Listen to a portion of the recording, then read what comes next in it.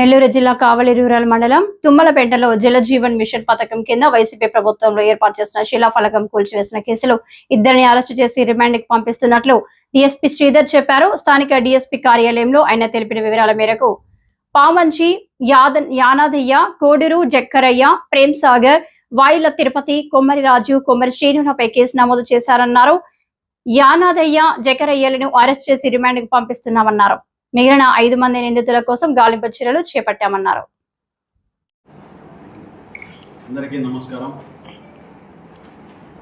కావలి rural police station Tummalapeta పట్టపాలెంలో Jaljeevan mission మరియు road ప్రాజెక్టుకు సంబంధించి శిలాఫలకం ఉన్నాయి. 2 శిలాఫలకాలు. ఈ శిలాఫలకాలని కొంతమంది గుర్తు తెలియని వ్యక్తులు కూల్చివేసినారని మాకు కంప్లైంట్ రావడం జరిగింది.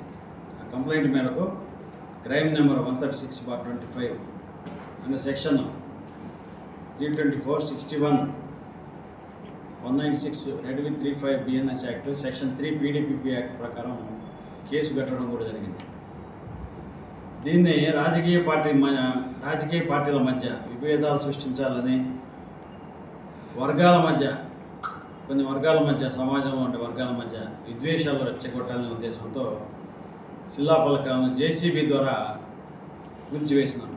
వీటి కూల్చివేసిన దానిలో పామంచి యానాదయ్య, కోడూరు జక్కరయ్య, కోడూరు ప్రేమసాగర్, వాయిల తిరుపతి, కుమారి రాజు, కుమారి శ్రీను అలియాస్ డీలర్ శ్రీను, కొల్లు ఏడుకొండలు వీళ్ళంతా కూడా ప్రధాన నిందితులుగా గుర్తించడం అయింది. వీళ్ళందరూ కూడా వైఎస్ఆర్సీపీ పార్టీ చెందినవారు. 9వ తేదీ ఈ నెల 9వ తేదీ సాయంత్రం 6:30 గంటల టైంలో పామంచి యానాదయ్య, కోడూరు జక్కరయ్యలను అరెస్ట్ చేసి వాళ్ళని ఇప్పుడు రిమాండ్ పంపడం జరుగుతుంది. ఈ విషయంగా జేసీబీని తర్వాత ట్రాక్టర్ని కూడా సీజ్ చేయడం జరిగింది.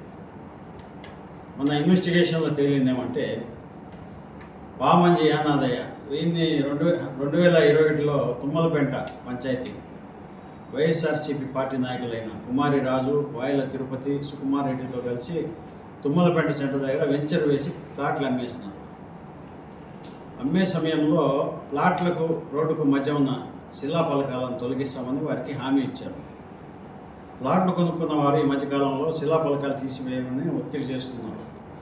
ఈ విషయాన్ని కుమారి రాజు, వాయిల తిరుపతి, కుమారి శ్రీను వీళ్ళకి చెప్పి ఈ నెల 6వ తేదీ రాత్రి సమయంలో మార్కండేయపురం చెందిన కోడూరు జక్కరయ్య నుంచి జేసీబీ మరియు ట్రాక్టర్ ద్వారా శిలాఫలకాలను కూల్చివేసి వాటిని జక్కరయ్య ఇంటి దగ్గర పొలంలో పడివేసి ఆ విషయం రాజు, తిరుపతి, శ్రీనులు కూడా చెప్పినారు. వీళ్ళు ఈ శిలాఫలకాల ధ్వంసం వారి మీదకి రాకుండా ఉండడానికి ప్రజలను తప్పుదోవ పట్టించాలని ఈ ఉద్దేశంతో 8/8/25న వైఎస్ఆర్సీపీ పార్టీకి చెందిన కుమారి శ్రీను, కుమారి రాజు, కొల్లు ఏడుకొండలు మరికొంతమంది కలిసి శిలాఫలకాలను ధ్వంసం చేసిన ప్రదేశంలో కూటమి ప్రభుత్వం ధ్వంసం చేసిందని మాట్లాడి ఆ వీడియోను రాజకీయ పార్టీల మధ్య విద్వేషాలు రెచ్చగొట్టే విధంగా గ్రూపుల్లో పెట్టారు. సోషల్ మీడియాలో పగలగొట్టింది వీళ్ళు. అపోజిషన్ పార్టీ మీద అబద్ధం చేసి ఇన్కరెక్ట్ వర్డ్స్ తప్పుడుగా గ్రూపుల్లో పెట్టారు.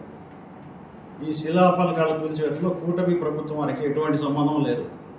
కేవలం వారు చేసిన ప్రభుత్వ శిలాఫలకాల విధ్వంసాన్ని కప్పిపుచ్చడానికి కూటమి ప్రభుత్వంపై వీళ్ళంతా కూడా ఆరోపణలు చేసినారు సోషల్ మీడియాలో. వాళ్ళే శిలాఫలకాలు పాల్గొట్టి అపోజిషన్ మీద రుద్దినారు. ఈ కేసుకు సంబంధించి దర్యాప్తు ఇంకా జరుగుతుంది. పూర్తి విషయాలు కూడా తర్వాత తెలియజేస్తాం. మిగతా నిందితులను కూడా పట్టుకునేందుకు చర్యలు కొనసాగుతున్నాయి. శ్రీధర్, డిఎస్పీ, కావలి.